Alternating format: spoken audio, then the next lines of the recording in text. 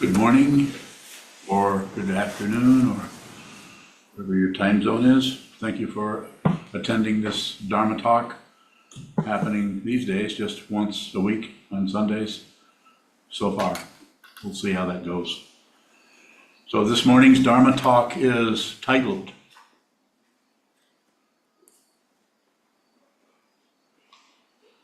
Free and Well-Favored. This is a traditional teaching, a traditional way of talking about your position as a student of the teaching of the Buddha that goes back 2,500 years. And it goes on and on, it goes different directions. There were 18 schools when the Buddha passed. There were 18 schools that came out, all people with different ideas about what he said, what he taught, what should be taught, what we should teach, what was important to emphasize and what wasn't, and a lot of differentiation going on there. That was necessary. Not everyone is going to agree with how this is or how this shows up or how it should be presented, if at all. So free. I'd like to comment on the relativity of the situation and the ultimacy, if I may. The relativity is we're relatively free. You're free to come to this meeting. You're free to do something else, at least so far. These huge, enormous conglomerations, governments are trying to do what? Power, money, control. Power, money, control. They're trying to get control of everyone. No one can be free to study biology without their permission. This is coming. It's getting worse and worse. I don't know what you can do about it. It's hard to know. It's such a huge leviathan. It's such a incredible landslide of otherness coming down that's been going on for centuries. Pardon me. But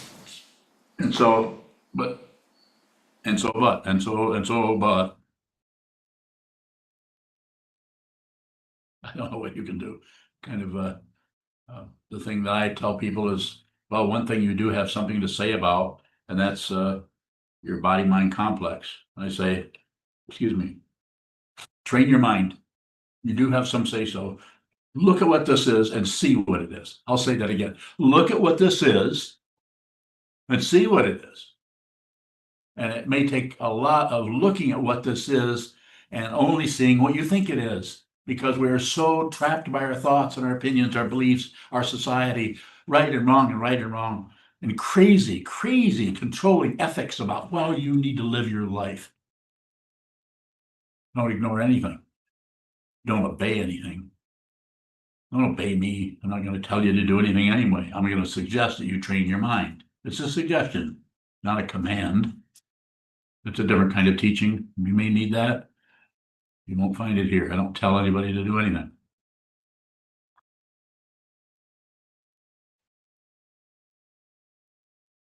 Find out who you are. Find out your true identity, not the one your mom and dad gave you or your society puts onto you or your employer puts on you.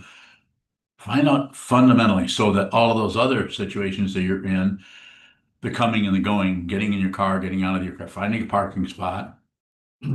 Last night we went to Bernie Sanders and Abdul El Said, I think his name is, who's running for Senate in the Detroit area, but running for Senate. Anyway, very good speaker. He's very good. And of course, Bernie Sanders is amazing. He talked for an hour. I would like to see one of the major networks let Bernie Sanders get on and talk for an hour and just say what he said about the nature of the fix we're finding ourselves in. You may disagree. Doesn't matter.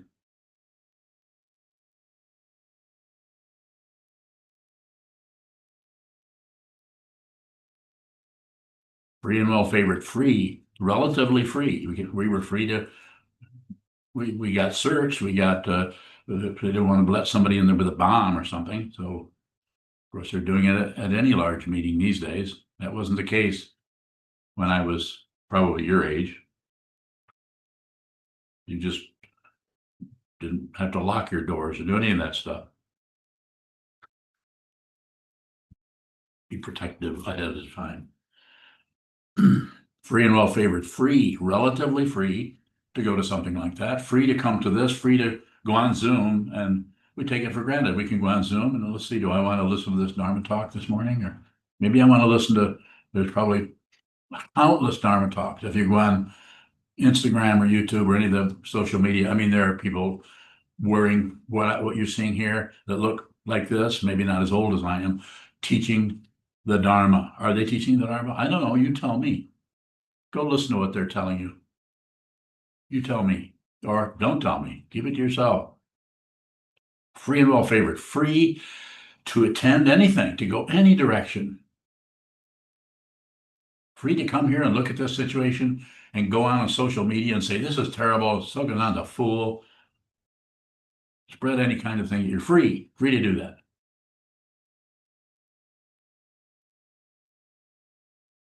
No one's locking you up so far, but it's getting difficult in this country as it is. Imagine what it would be like in some of the countries that we see on the news, horrible, horrible situations, wherever. The Gaza Strip is just absolutely horrible. But there's no way you can just, well, I'll just stop that. I'll just do something about it because the people that are in charge of everything they're doing it. We're paying for all of that, as you all probably have already heard. So that's the relative freedom. The other kind of aspect I'd like to talk about relative freedom, you're not free, you are free to go swimming in Lake Michigan in January, but I don't recommend it.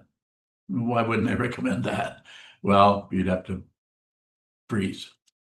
So not a good idea. You're free to do that. So there's a relative freedom going on that is completely, totally, ultimately, and relatively modified by everything else around you. Maybe if you're only 7 years old, maybe your mom and dad won't let you go swimming, even if it's 85 degrees in August. So there's a relative freedom happening all the time. What is being talked about here in the teaching of the Buddha's Dharma is you're free to come and attend a talk where somebody, in this case, this person, has been looking at something, in this case, this person for over 50 years, and is telling you about it based on what he, being this person, has been taught or understood through his teachers. So all I'm doing here is sharing something relatively just sharing something that I understand, and sharing, you can't share ultimate truth, but you can share the relative stairway leading to that understanding. So now we get to the next part of well-favored. What is well-favored? It's just my opinion, but it's a pretty strong one based on watching things for a long time without coming to conclusions or opinions. That might be hard to do because the safety of ego needs an opinion or an idea or a conclusion or something. Very difficult to sit and just look at something, especially if it starts to get threatening. It's threatening. When I shut it down. So get away, stop it. Come up with an idea, solution, anything, rather than just look at something that's threatening. I'm saying, look at it. I'm saying, look at your mind. Much easier to go outside and just point to anyone else, point to me, point to your neighbor, point to your spouse, point to your children, point to the government, point to anything, which is pretty available to point to.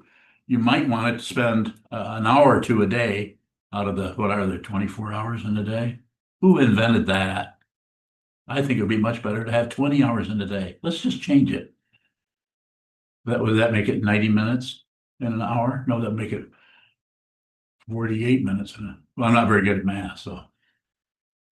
What am I getting at? I'm saying you find out, you look at it, spend some time looking at this, using the relative freedom that you have to actually do such a thing as sit down and what some people would say, this is a waste of time. You're just going to turn into a asparagus or something.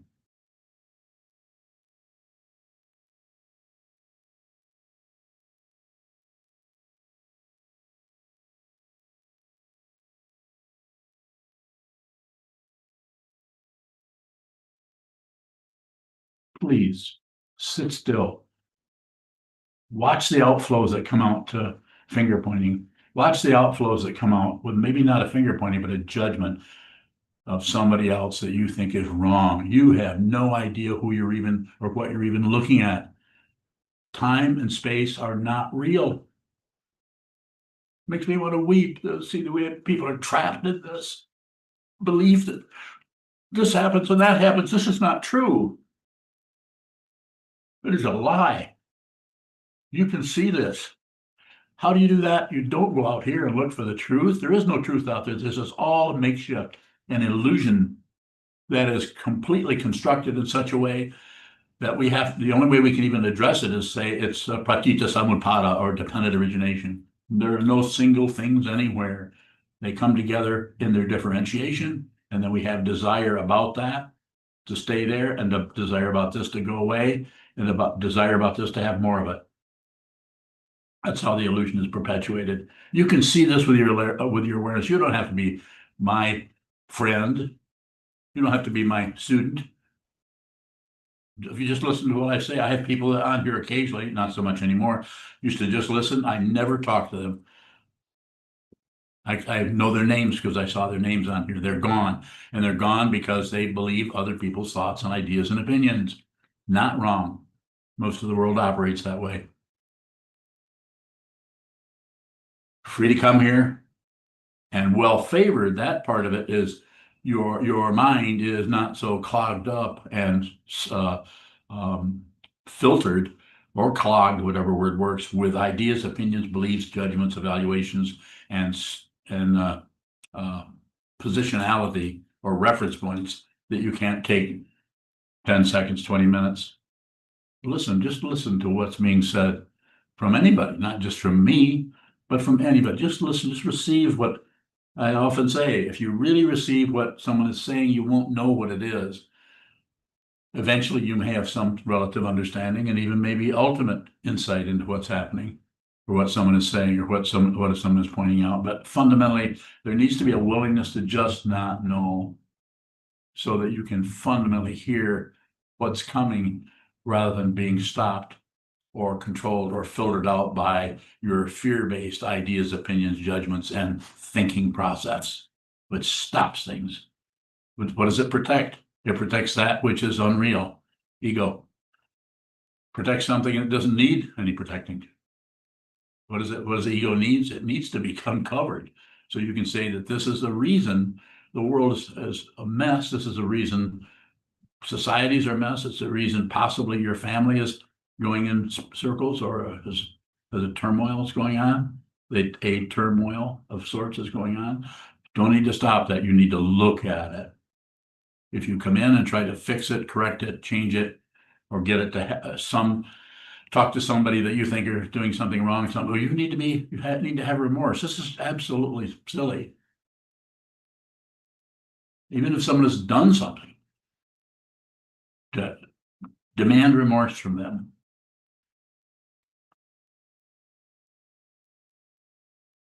I don't even have anything more to say about that. It's just so ridiculous.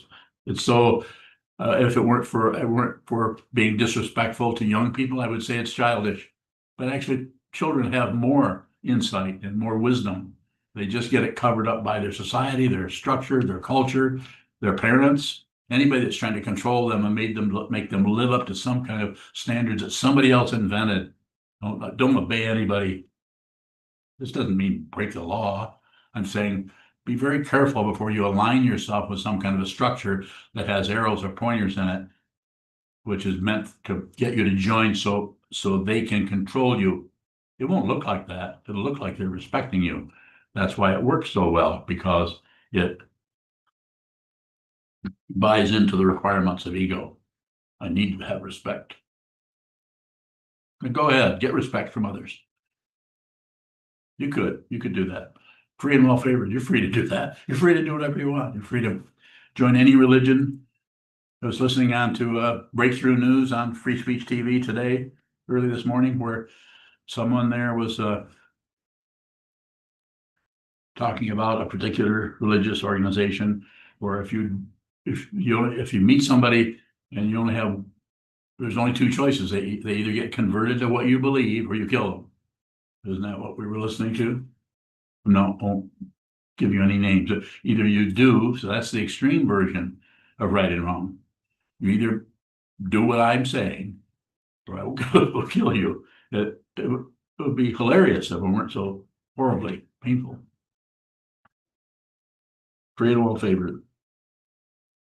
Well favored in that if you're listening to me and you haven't turned the other way or shut off your computer, then probably you have some curiosity, have some interest, and you're not going to believe what I say. You'd be very, very disrespectful to me and to yourself to believe anything I say. Don't believe it.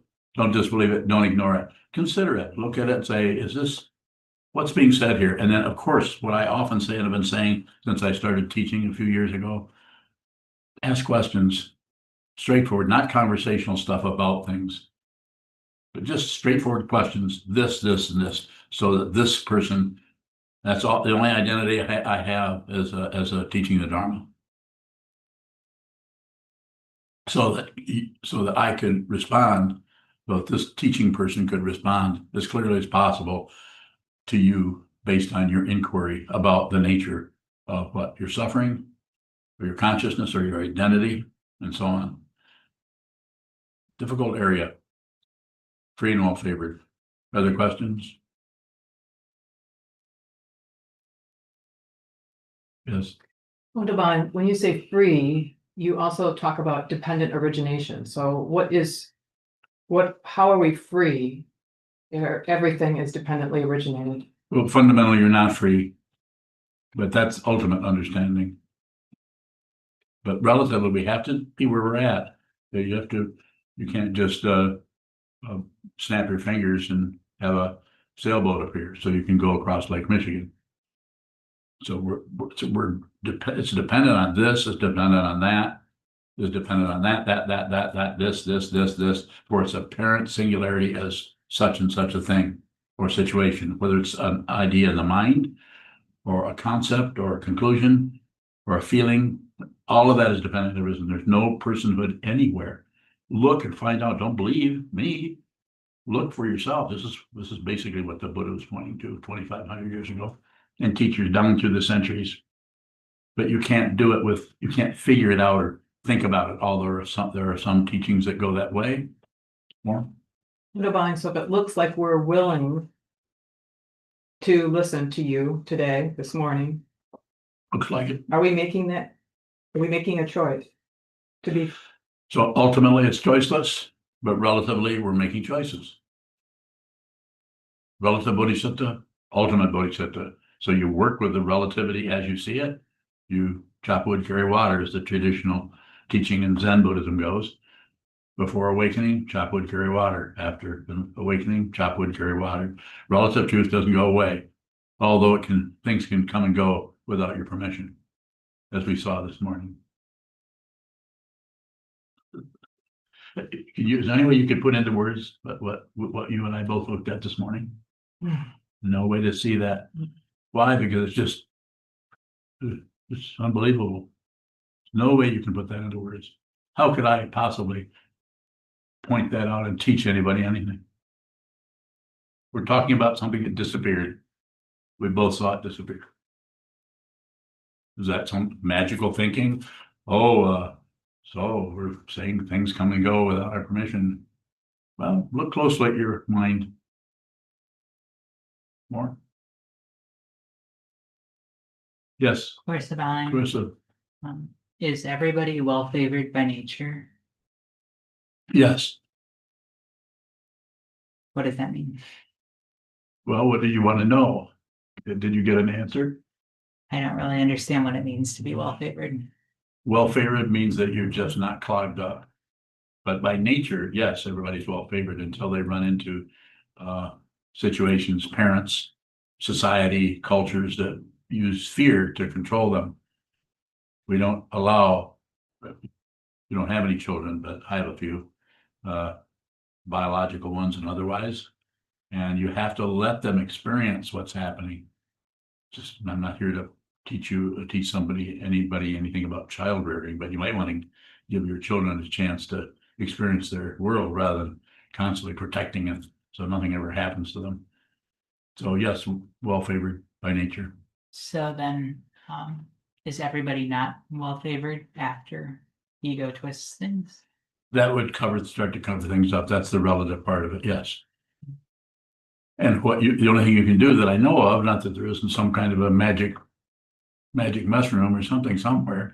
But the only way I think that I know of you can do about it is to sit down and watch the confusion. It's called shikantaza, zazen, sitting meditation, shamatha vipassana. Use anything, just something to hold still, watch the movement, so you can see the movement in the movement itself is unreal. It has a reality to it that's very powerful and creates fear, creates hope, creates all kinds of distress and also distraction. And just to observe that, observe that. You've been practicing for a while now. You just watch, you notice you don't really feel like you're getting somewhere, but the understanding is taking on a different kind of shape to it rather than just thinking or logic. It's more about actually receiving what's happening, the color, shape, smell, taste, tenor, uh, flavor, texture of things rather than the conceptual descriptions of it. You're actually beginning to contact your world with the five sense consciousnesses. Six if you count the mind, but usually the mind is so embroiled in thinking, might take you another 20, 30 years to cut through that. Maybe it'll happen sooner, maybe in only 15. More.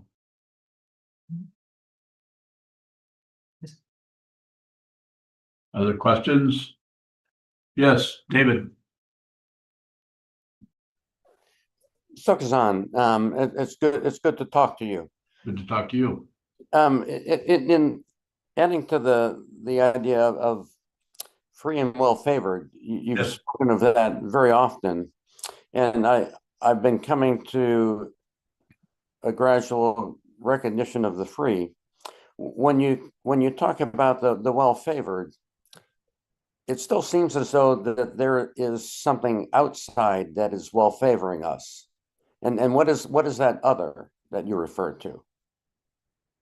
So I'm not sure I understand your question, but I don't think there's something that is well favoring us other than the causes and conditions that got you here in the first place, as in this case, as this person or as you or anyone else is here. It's such a complicated situation that some people, sometimes it's quite surprising to me because I see someone totally embroiled in their thought process, and yet they give the benefit of the doubt to their mind and they continue to practice meditation. They still ask me questions about their practice. And then other people hear one or two or three bad things and they immediately they go to that for a reference point, and everything. I may have talked to somebody for 15 years and suddenly they hear one bad rumor, one bad whatever it may be, and they lock down, and I never hear from them again. They don't even say goodbye, even though I may have talked to that person for countless hours about the nature of the relationship to their mind, to the mind of their spouse, to the mind of their father, their mother, their children. Still, they're gone because of what is it? Fear. So I'm totally curious about what you're asking about. It's really amazing that some people can seem to be very, very open and just amazing, kind of would fool you. But the minute one thing doesn't go their way, all that apparent relative appearance of openness vanishes because they're terrified by something, and all of a sudden, the only thing they got coming out of their holsters are fingers pointing at everybody. Everybody's wrong with them. It's like the hat that our president just come up with a new red hat. It doesn't say MAGA. Now it says Trump was right about everything or something like that. Well, we don't need to go that direction. I appreciate that answer, certainly. So if I could perhaps Please go ahead. attempt to simply rephrase that, is it an understanding of basic goodness? Yes, thank you. It is. It's just everything is basically good. It's just completely perfect as it is. Thank you, sir. Appreciate that. But it's very difficult if the world around you is roiling and throwing things and getting upset about everything. And it's just this is why the sitting practice of meditation is so helpful. You can just return to your own basic goodness and realize that everyone has this. No one is bad. No one is evil. Coming back to Clarissa, what was Clarissa was asking about. Yes, everyone is basically well favored. We're so lucky, if you want to use that relative kind of term, to even be a human being. There's all kinds of consciousnesses out there that in terms of consciousness itself, it is not differentiating between human beings and oak leaves or oak leaves and raccoons. We do that. We do that. We separate, and we are put in a situation of being a human being, which has an amazing ability to project otherness out there and then believe it and fight with it, go to war with it, or fall in love with it. Isn't it amazing? You get to be a human being for a short time. There's no guarantee this will happen again. Maybe you don't want it to happen again. And then there's the other possibility it could happen thousands of times. Go ahead, David. Anything else?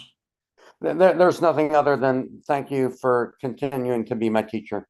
Thank you for coming this way. It's so good to see you. Thank you, David. Good to see you again. And so, Jen?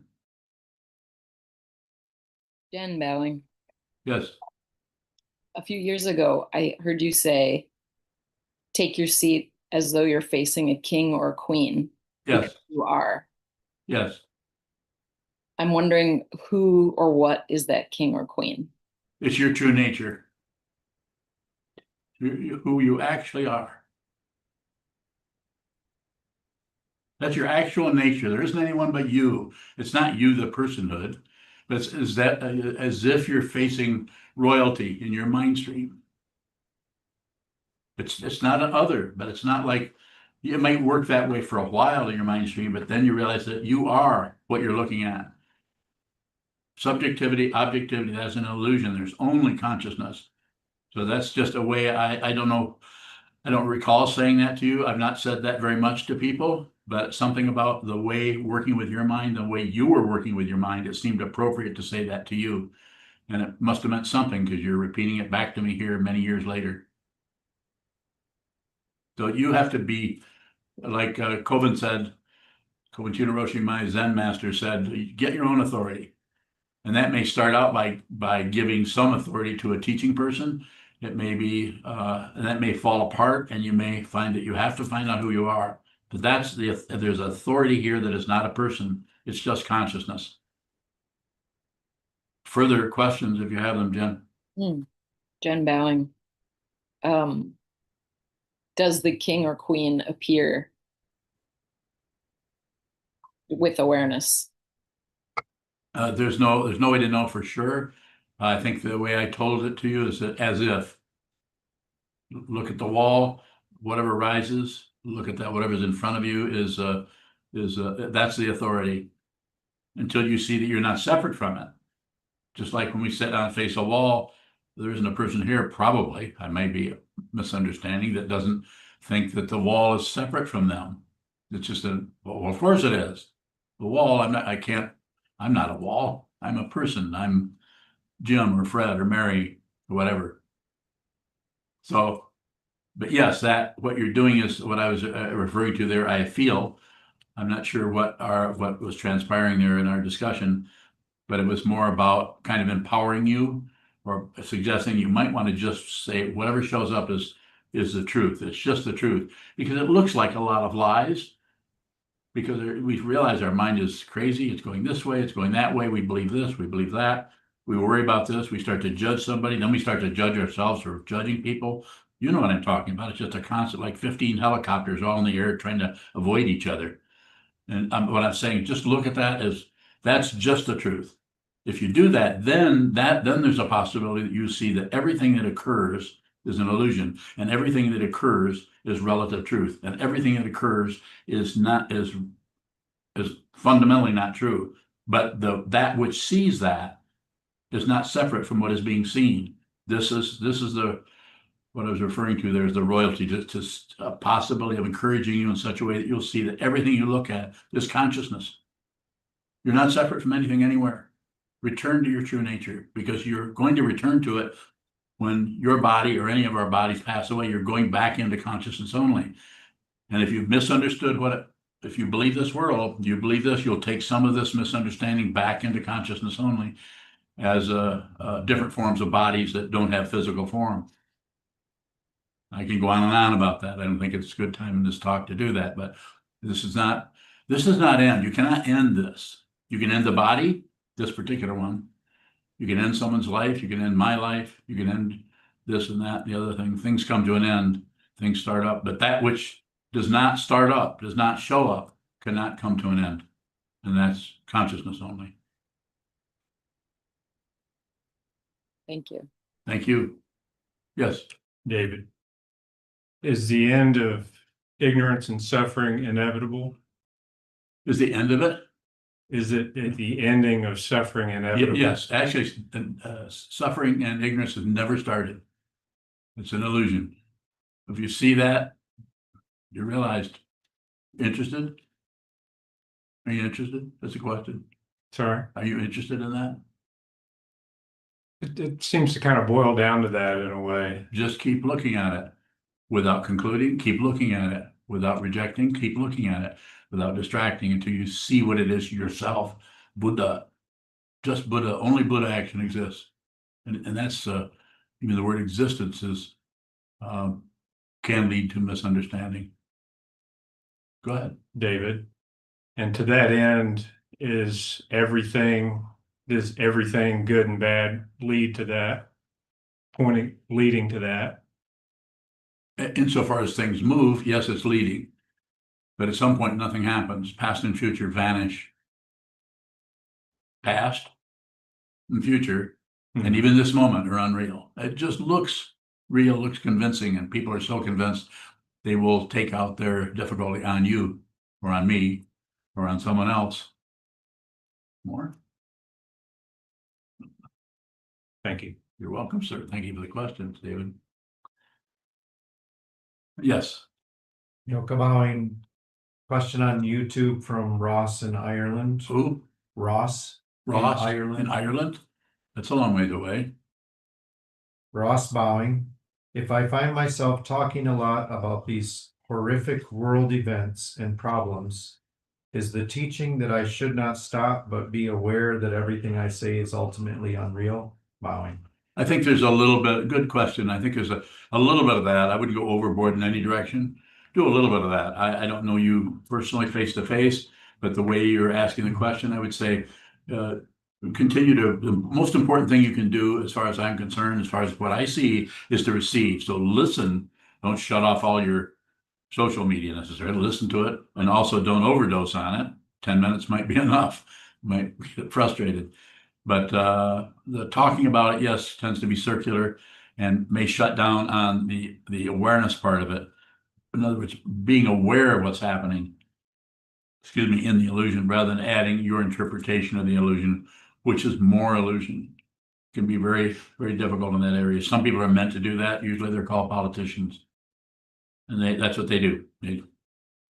Not wrong. I'm not saying they're right, wrong, or anything. But I would say less is probably better. If you're asking me the question, then you're already sensing that you might be producing a lot of material in that area. So you could cut it back 20%.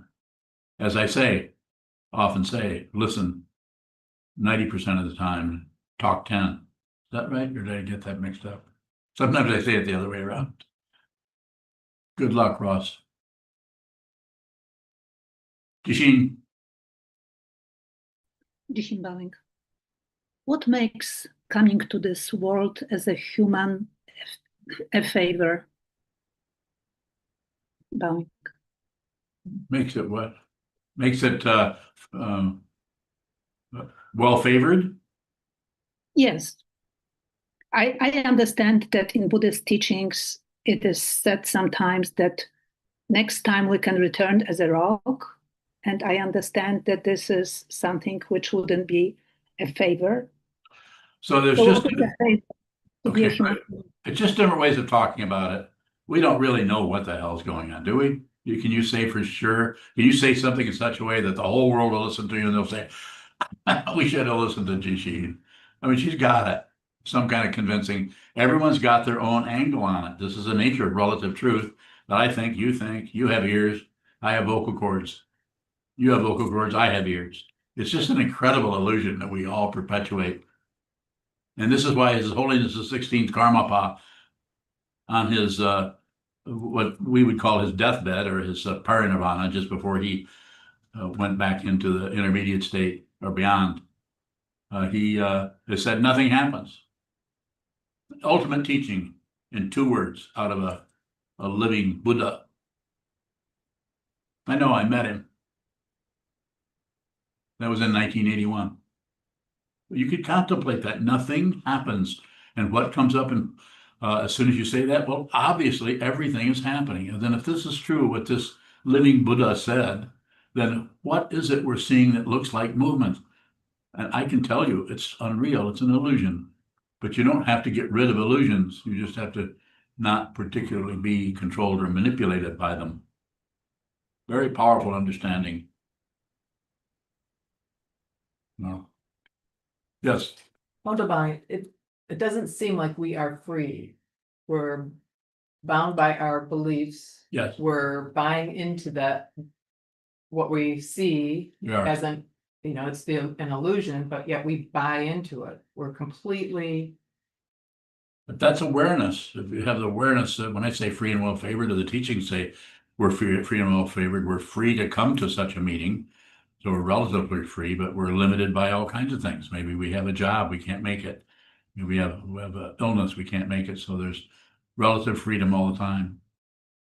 And there's relative being well favored is relative also. It may work to an extent, but then we get in a little bit of danger somewhere, a little bit of a threat, rather than continue to go in there with the idea that there might be something in that dark woods besides something we should run away from. Maybe we should go in there further. That's what the teacher is there for, is to encourage you to continue to go into that darkness.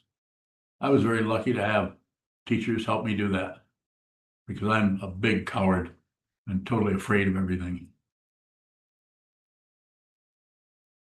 Could not do this. I wouldn't even pretend to sit up here at all. This is choiceless for me. I don't decide to come in here and do this. That doesn't mean that I'm operating on some kind of a level that's kind of super spectacular or something.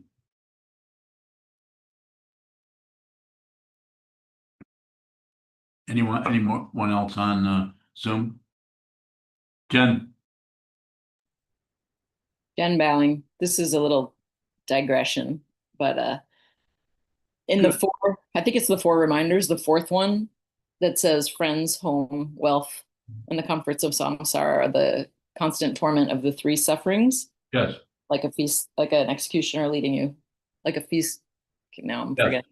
Okay. Anyway, is it actually, it's the attachment to, I'm assuming, those first three things. It's not an exhortation to not enjoy friends.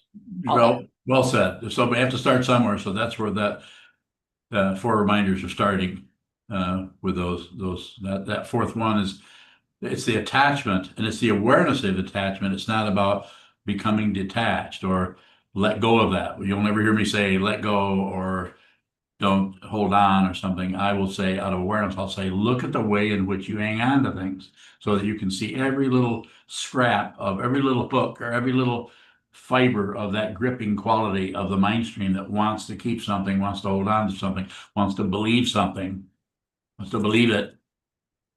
So it's about being aware of that. If you're really aware of that, you'll see that that's untrue. But if you don't, if you're trying to do it with a thought pattern, you're trying to manipulate it, or if you're operating out of it in a relative way, like don't do this, don't do that, don't be aggressive, don't. Too much of that trying to control yourself, then you're just participating in the original issue of the illusion, which is thinking that me, the individual, can get better, or me, the individual, can improve. It's not that there might not be some relative improvement. One of the things I often say, if you meditate a lot, you'll probably talk less and listen more. That doesn't make you a saint.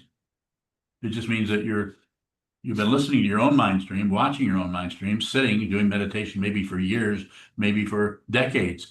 And you've just become more kind of naturally, without even knowing it, you just become more open, more receptive, more likely to sometimes listen in such a way that some of the things you hear from people are just disgusting and terrible, but you don't argue with them anymore. You're done doing that because you have an insight that they're suffering and they need to get rid of the suffering. And one of the ways that people get rid of the suffering is to blame. And even if that blaming has a relative truth to it, where it says, well, you actually did say this or do this, it still doesn't make it an appropriate activity if you're on the path of the Buddha, the Mahayana path. Receive as much as you can. And that means both directions. If you find yourself just reacting in a situation and being outlandishly aggressive or something towards someone, Don't double up on it. Do the double negativity that comes back and starts to accuse the person who did that. That just reinforces ego, sometimes called guilt or shame. Be very careful of that. That's just the other side of what? Pride. Can't have one without the other. If you have pride, you're gonna have shame. If you have shame, you're gonna have pride. You're gonna have hope, you're gonna have fear. You're gonna have life, you're gonna have death. If you see that life and death are not two different things, Buddha.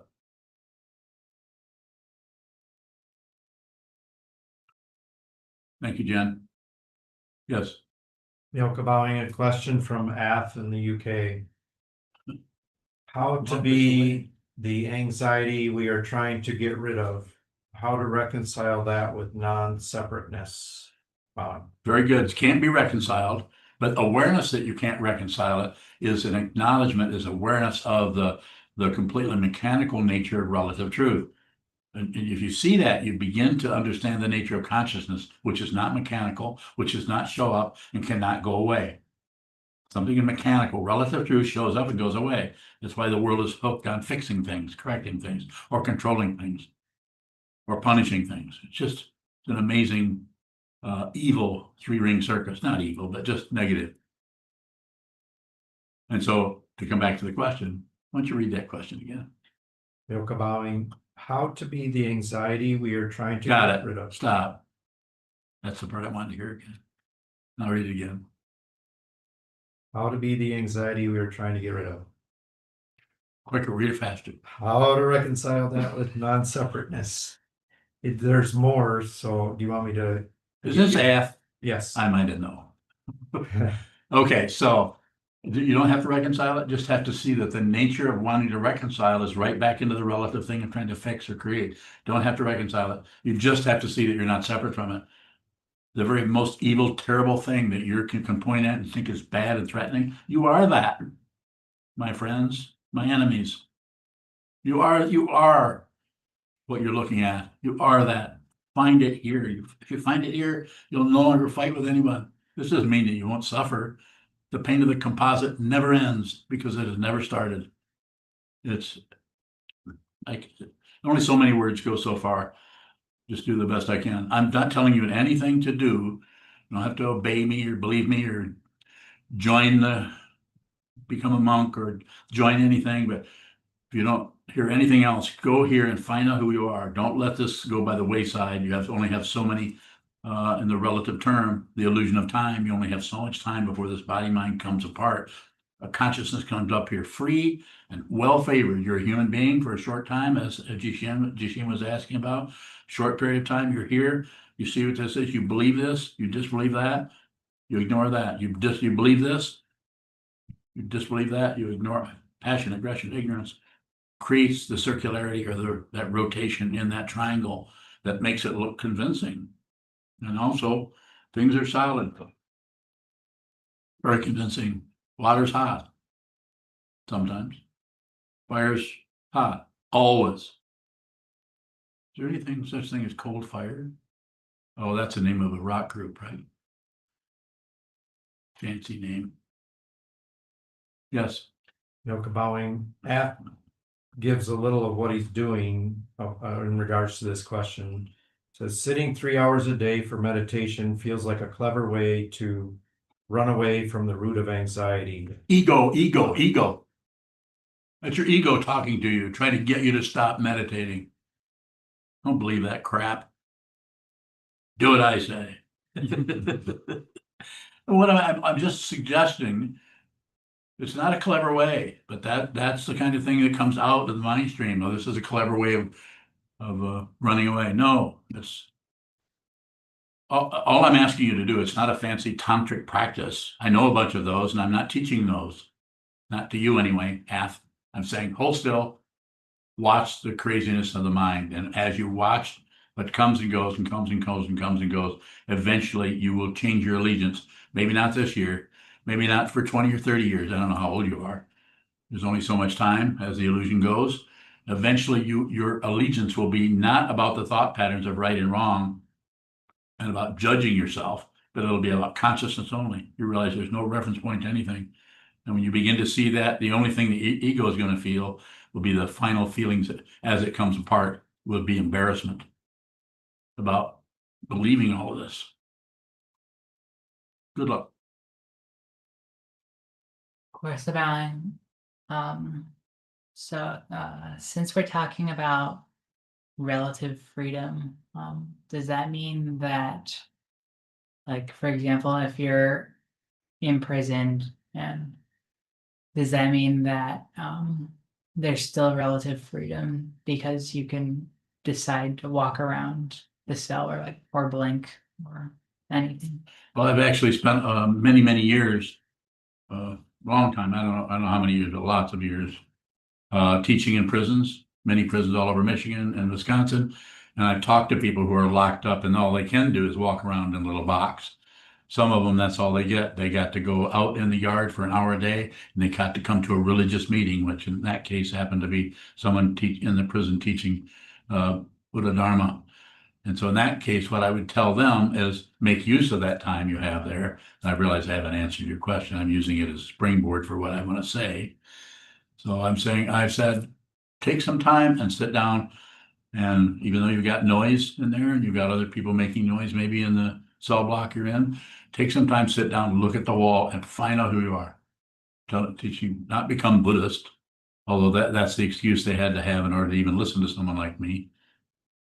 So coming back to your question, did I get even close to what you were looking for? It's still relative truth. You still have some freedom. You just don't have as much.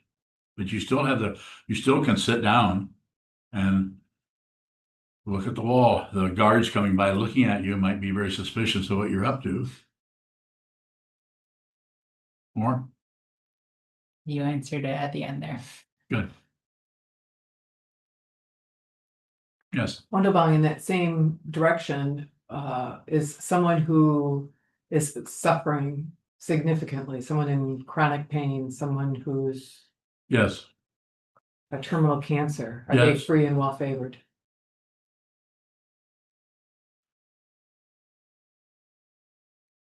Well, there's a possibility of that. They could still practice. Everyone's going out in some way or another with more pain, less pain. That area is very hard to track down and find out, why did this happen? Why is this person in so much pain and this person just passes out in their sleep and people die in different ways?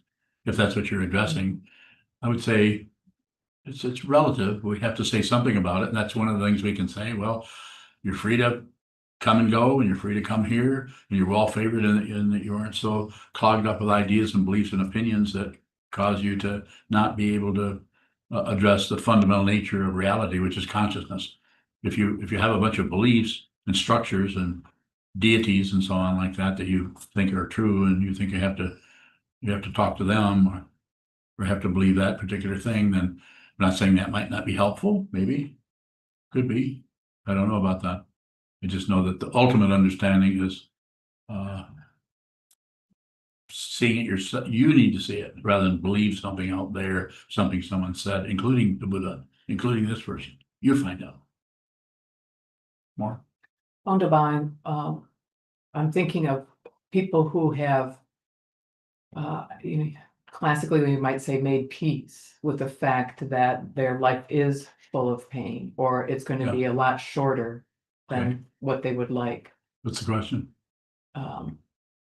If they've made peace, if they have been able to look at that directly and now are not at war, are they free and well favored? Probably. But you look, the way you asked the question, look at your body language. If they've made peace, this is what you did, peace. Mm-hmm. What does that mean? What is that? How does that change the nature of your question? What are you doing? What is that? Why say this? Why can't you just use the words? So I think what I was doing was saying peace, but not necessarily the peace that we're talking about in Buddhism. Okay. Relative peace then. Yeah. They've come to know, I just have to, I'm gonna suffer, I'm gonna die, and so on. There's a lot of smudging, let's put it that, around the ego form in that area, purifying the ego itself. The ego is a good ego. It's a really healthy, not kind, loving self-centeredness that's all about peace and love. Not wrong. They'll be back. When I say they'll be back, I'm just saying, it's not over. There's no such thing as death. That's an illusion. I don't need proof for that. And you say, well, you said, well, something like that. You just made a statement there. How do you prove it? There's no proof. I'm not talking about relative truth. If I were talking about relative truth, I might still be helping people in some way. I might still be functioning in that way relatively. But I'm not talking about that. I'm talking about consciousness only, not just the entrapment of the human form. This is a trap. More? Anyone on Zoom that I've been avoiding, like James or something like that? James, go ahead. James Bowling. Uh, what is it when there's society that doesn't want you to be free from them for accomplishing anything? I don't know. What do you? They won't let you be well paid for, like enslavement and other things like that. Like Yeah, it's just people wanting to control other people. They get free. They become relatively free from their difficulty or their anxiety by controlling others or blaming others. People who work in prisons, probably, I mean, the ones I knew anyway, feel like they're doing a good deed for society by keeping all these people incarcerated. Then there's other people that go into prison that try to help them, that feel like they're doing it good because they're trying to help the people in prison. It just goes on and on. It's a constant rotation of good and bad, good and bad, good and bad, right and wrong, right and wrong.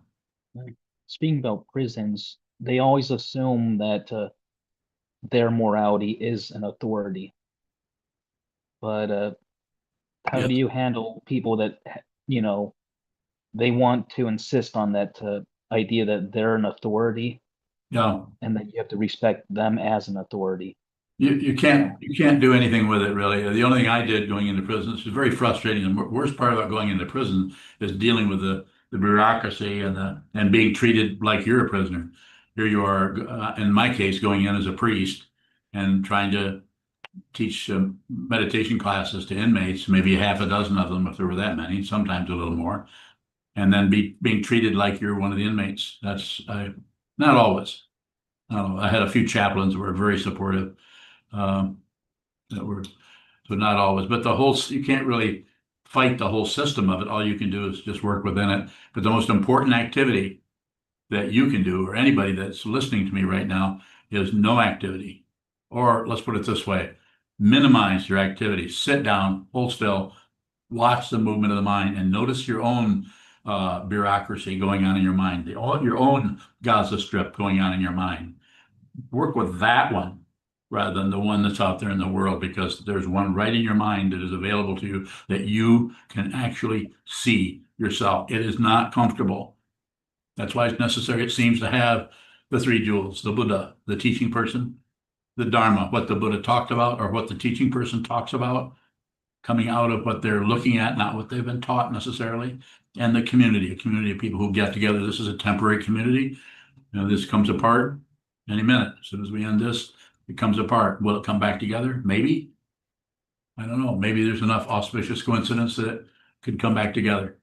If it continues to come back together, then I'll be here. If not, then I'll be somewhere else. Does it matter to live in a culture that has the ability to support the aesthetic life or homeless life or, whatever with that? Yeah, well, definitely the Buddha, when 2,500 years ago, he was born into a society that was very, very supportive of the spiritual path, based on the Upanishads and based on the Vedas and based on Bhagavad Gita and so on. So it was a lot of support, and people, you could go around and beg, and they knew you were a mendicant or a bhikshu or bhikshuni, or and people would feed you and help you, and then you could live. In our society, if you went out and did that, you might be arrested, even if you did have robes on. I don't think you could get away with it here in our society because we don't have the cultural background to support it. Didn't they let him camp on people's farms and stuff Probably. like that? Well, I wasn't there, nor were you, but yeah, probably something like Buddhists say that they did, didn't they? that. I don't. I think it was in mango groves and things, Yeah, mango groves. but What do you, what do you think? what do I think What about do it? you think would happen here if someone tried doing that? You just go camp in someone's farm eating their crops. Oh, you get locked up. And they'd be on the news, vagrant wearing tattered robes, locked up. You couldn't do it in our culture. The only thing you could do, that's what we have right here, we have a monastery. We've been trying to have a monastery. I wanted to have a monastery. My vision was to have a monastery where people could be married, people could have relationships, and people, both men and women, could fully ordain as monks. And we're still doing it. We're having a lot of difficulty, a lot of negative feedback from a lot of people that want me and everyone else to act differently, live up to some kind of ethics. And I'm not saying that the ethics aren't relatively, of course they're correct. They're based on reason, they're based on logic, but they don't take into consideration the ultimate understanding of what is moving in time and space, the illusion of time and space, which is called pratitya samutpada. You do not choose the shape of your ears. You do not choose the shape of your mind stream. That's caused by karma. Karma, K-A-R-M-A is the English, and it means action. And it's until you see that there's no such thing as action, you will believe your thoughts, your ideas, your opinions, and you'll live your life according to somebody else's dictates or your society or your mom and dad. I have people that listen to me, but their friends, they're torn away from listening to me because their friends think they should listen to them. And so maybe they should. You could live your life according to what everybody thinks. Probably be a lot easier than listening to me. I'm probably a pain in the butt. Well, doesn't doing that make anything you accomplish feel hollow? What? What was Doesn't it kind of taint any accomplishment you could make if you have to always remember it is all thanks to someone else? I don't know. Does anybody understand what he's asking me? You? Could you paraphrase yourself so I can get closer to what it is that you want to know? If the only way you accomplish something Okay, is stop. because of Okay, stop now. Okay, the only way that you're talking about me? any person, Okay, any person, I got you. Okay, that's a lot different then. Go ahead. if a person's only accomplishment is thanks to someone else, they'll never feel like it's theirs. Oh, okay. What So, about, isn't that a good reason to want to be free from society or from that dependence? yes, Okay. very Thanks. good. Very good. One more question? What do we have? Yoka bowing, question on YouTube from Lazaro, How do you spell that? Lazaro. How else could you spell it? If you wanted to spell it differently. Q. I don't know. Thanks for indulging me. Go ahead. Could your message be restated as in quotes, we do not see the choices we make in bringing about the reality that we believe we are in? Question mark. I think there's something to that. If you wanted to use it, kind of go in and kind of analyze the shape of the whole thing. Yes, we're making choices based on, we think we make choices because we think we are someone. We think we're a separate thing with separate right and wrong choices, and we think we control things. And we think if you do something wrong, people are going to say to you, you feel sorry for what you did, or you should apologize. You should control. It's just a big misunderstanding. It's certainly understandable because everybody wants to be happy and everybody wants to be right and correct. And so we have a lot of disturbances coming and going. So yes, I think it's a pretty good description of it. But my understanding, I'm very biased here, and I say it right up front. The only way, from looking at this for a long time and being very concerned about the nature of this world and the nature of the mind, the nature of consciousness, from a long time ago. I don't have formal education. I have a couple years in art school. But basically, it's been trying to see this myself with the help of my teachers. And what I've understood from that is what I talk about and have been for about the last 10 or 15 years, is you need to find it. You don't ever need to talk to me again. You just go somewhere else and do whatever you want to do, but spend some time every day, at least an hour, 2 hours, 3 hours. Spend 15, 20 hours a week. You have a lot of time. Even if you have a full-time job, you can spend a lot of time, sit still, watch what moves. If you need a form, if you need to bow, do that. If you don't bow. If you need an altar, get one. If you don't need an altar, don't use a closet door. I'm not here to promote Buddhism. I'm here to promote you finding who you are. Identity. And I can give you a little bit of help by telling you the only word I know of, the only combination of words I know of that points to that without destroying what is being pointed at, which is rare, is consciousness only. Consciousness only. This is conscious. This is consciousness. This is consciousness. It's not a thing. It has a thing quality that participates in the illusion. That's unreal. Vividly unreal in emptiness, yet there is still form, to quote my teacher Trungpa Rinpoche in his sadhana of Mahamudra, which we chant every full moon and new moon. You're welcome to join us if you wish. Thank you so much.